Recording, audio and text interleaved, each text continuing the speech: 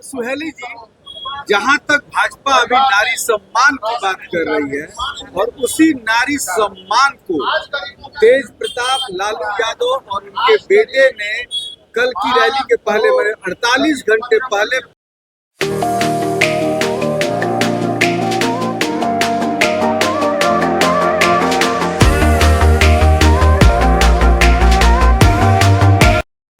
और राजद के कह रहे हैं मुख्य प्रवक्ता जो है शक्ति सिंह यादव, परिवारवाद पे जो आप टिक्का टिप्पणी किए हैं लालू प्रसाद यादव, उन्होंने कहा कि वो एक क्या उनके पास परिवार ही नहीं है तो वो क्या बोलेंगे, वो परिवारवाद पे टिक्का टिप्पणियां ही ना करेंगे। देखिए, हमारे नेता आदरणीय नरेंद्र मोदी जी जो हैं, उनका पूरा देश परिवार है। 1 अरब 40 करोड़ सदस्य उनके परिवार के हैं। हम सब उनके हैं और वो हम सबके हैं।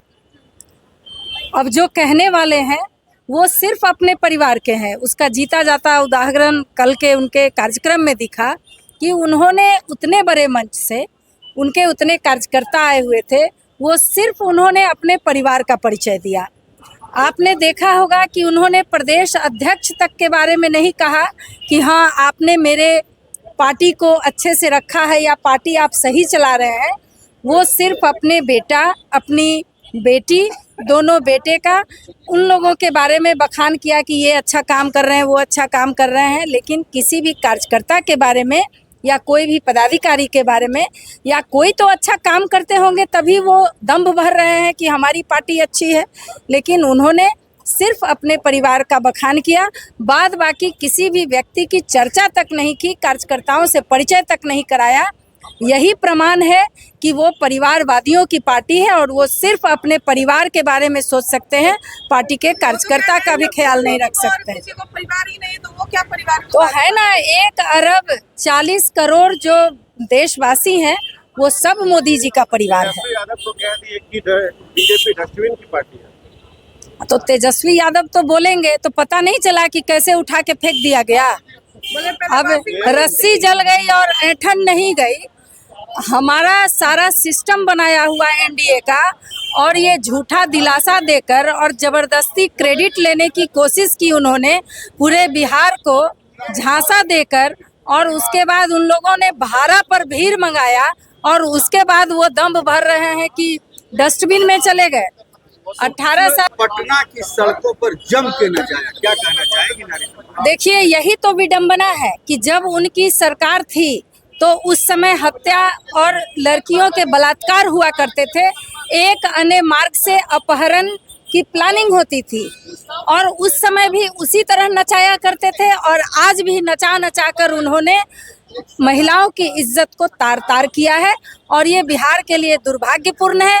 बिहार की जनता देख रही है, जान रही है, और बिहार के भविष्य को वो एनडीए के साथ सुरक्षित महसूस करती है। और हर हाल में बिहार की जनता ही नहीं, पूरे देश की जनता चाहती है कि आदरणीय नरेंद्र मोदी जी के छत्र छाया में हम अपने देश में सुरक्षित रहें, आराम से। लालू जी ने उस रैली से फिर से 1990 से 2005 का जो दौर था वो रैलियां करते थे, उस तरीके के भाषण देकर उस दौर को याद दिला रहे थे कि देखिए बिहार में यदि हमारी सरकार आई तो ऐसा हो जाएगा।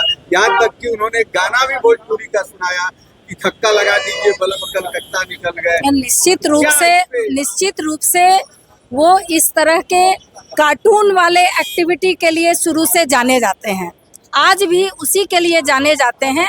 और इसलिए बिहार की जनता जो पूर्व में हुआ है उसी के भय से आज के डेट में यहाँ की जनता कभी नहीं चाहती है कि उन लोगों की सरकार आए, और वो मोदी जी के छत्र छाया में अपने को सुरक्षित महसूस कर रही है। राहुल गांधी और अखिलेश यादव ने कहा है कि भाजपा और आरएसएस की पार्टी को भगा के खदेड़ना है। पहले राहुल गांधी अपने को तो बचा लें, क्या बोलते हैं नहीं बोलते हैं। आलू को वो उद्योग में उगाते हैं, कोयला से वो स्टोव जलाते हैं। पहले उनको समझ में आए कि भारत में होता क्या है, खाना कैसे बनता है, खेती कैसे होती है, उसके बाद वो किसी को भगाएंगे और नहीं भगाएंगे। जब उनको देश में रहने की ज़रूरत होती है तो नानी के यहाँ चले जाते हैं। तो उनके बारे में क्या कहना है, जिनको खुद पता नहीं है वो दूसरे के बारे में क्या कहेंगे। और अखिलेश यादव अपने राज्य की पहले अपनी इज्जत, पार्टी की इज्जत और प्रतिष्ठा को बचा लें, कि क्या होगा उनका। आप लोग जो ये कह रहे हैं कि 20 से 25,000 आदमी जुटे थे, कह रहे हैं राजद के कार्यकर्ता और वहाँ के नहीं नहीं, हम लोग नहीं कह रहे हैं, कह रहे हैं, हम लोग ये सब कह रहे हैं कि उन्हें लगता है कि गिनती नहीं आती है, आंकड़े की उन्हें ज्ञान नहीं है। नहीं नहीं, हम लोग ये सब नहीं कह रहे हैं। देखिए, राष्ट्रीय जनता दल की कभी भी रैली हुई है तो ऐसा नहीं हुआ है कि भीड़ नहीं जुटी है, लेकिन आखिर कुछ तो बात है कि जनता भीड़ जुटा देती है और वोट नहीं करती है। तो कहने का मतलब कि मदारी के नाच में भी भीड़ काफी होती है, लेकिन सरकार जिसको गंभीरता से बनाना है उसको सरकार बनाना चाहिए। जनता राष्ट्रीय जनता दल को सीरियसली नहीं लेती है, इसलिए भीड़ तो लग जाती है लेकिन वो वोट में तब्दील नहीं होता है। नारी शक्ति बंधन अधिनियम तय लागू हो चुका है। क्या भाजपा 2024 के लोकसभा चुनाव में 33% आरक्षण देने जा रही है? क्योंकि आपकी संख्या फिर 180 हो जाएगी।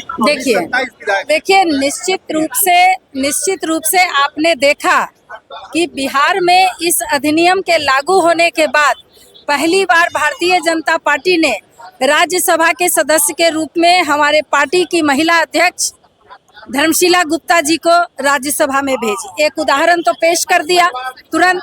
अब उसके बाद रही 33% आरक्षण के अनुसार महिलाओं को खड़ा करने की बात, तो अभी पार्टी में इस तरह का कोई डिसीजन कि किसको कितना टिकट देना है, कहाँ से क्या है, ऐसा कुछ हुआ नहीं है। लेकिन ये तो बात सही है कि ये अधिनियम हमारी पार्टी ने लागू किया है और धीरे धीरे हमारी पार्टी में भी महिलाओं की पहचान की जा रही है और उसे निश्चित रूप से नेतृत्व देने का मौका जरूर देगी। जैसे यादव के इस सवाल पे क्या कहेंगे? वो मोदी जी की गारंटी की बात जो आप लोग लगातार कर रहे हैं, वो कह रहे नीतीश कुमार को के पलटने की गारंटी लेंगे, क्या कहेंगे इस पर? पहले उनकी अपनी गारंटी जो पूरे बिहार में झूठ बोल बोल कर दम्भ भरे हैं, पहले वो अपनी गारंटी की बात करें, क्योंकि वो सिर्फ एक लालू यादव के बेटे हैं। उन्होंने कोई वैसी लड़ाई नहीं लड़ी है और कोई वैसा काम नहीं कर दिया है कि वो बहुत बड़े नेता सिद्ध हो गए हैं। लालू जी के दम पर वो कल इस तरह की बात बोल रहे थे, इसलिए पहले वो अपनी बात समझ लें, अपनी गारंटी लें कि वो जनता के बीच आ पाएंगे कि नहीं आ पाएंगे, तो फिर वो दूसरे की गारंटी की बात 9 करें। साल से मोदी जी मन की बात कर रहे हैं जी, कभी जो है उन्होंने जन की बात नहीं की। और दूसरी बात यह है कि 9 साल में देखा जाए रिकॉर्ड तो पहले प्रधानमंत्री ऐसे हैं जो मीडिया के सामने आके सीधे रूबरू किसी भी मंच से नहीं हुए। क्या कहेंगे? देखिए, जन की बात, हमारे पार्टी के जो मुद्दे होते हैं, जो भी चुनावी घोषणा कह दीजिए, संकल्प पत्र कह दीजिए, वो जनाकांक्षाओं पर ही निर्भर करता है और उसी के आधार पर मोदी जी के नेतृत्व में भाजपा की सरकार जो है, एनडीए की सरकार है, वो जितनी भी योजनाएं भारत में चल रही हैं उसी के आधार पर है। इसलिए वो सिर्फ मन की बात नहीं करते हैं, बल्कि जन की बात को धरती पर उतारने का, क्रियान्वित करने का काम करते हैं। मीडिया से 9 साल में रूबरू नहीं हुए हैं। सभी देखिए, प्रधानमंत्री हर इस साल पूरे देश में आज तक कोई ऐसे प्रधानमंत्री नहीं है जो विद्यार्थी से डायरेक्ट, देखिए वो प्रधानमंत्री है, 1 अरब 40 करोड़ जनता को रिप्रेजेंट कर रहे हैं, तो इस तरह से मीडिया में ओपनली आके वो तो सबसे बात करते हैं, तरह तरह के कार्यक्रम चलते हैं। ये देखा गया है, साफ तौर पे वो तो प्रेस में ही रहते हैं। अब ये तो ठीक है कि आप उस फॉर्मेलिटी की बात कर रहे हैं, लेकिन वो मीडिया के माध्यम से, विभिन्न मंचों के माध्यम से, विद्यार्थी से लेकर महिलाओं से लेकर बुजुर्ग तक वो डायरेक्ट जनता से रूबरू होते हैं। इसलिए इसमें किसी भी तरह की शिकायत हम लोग सुनने के लिए तैयार नहीं हैं।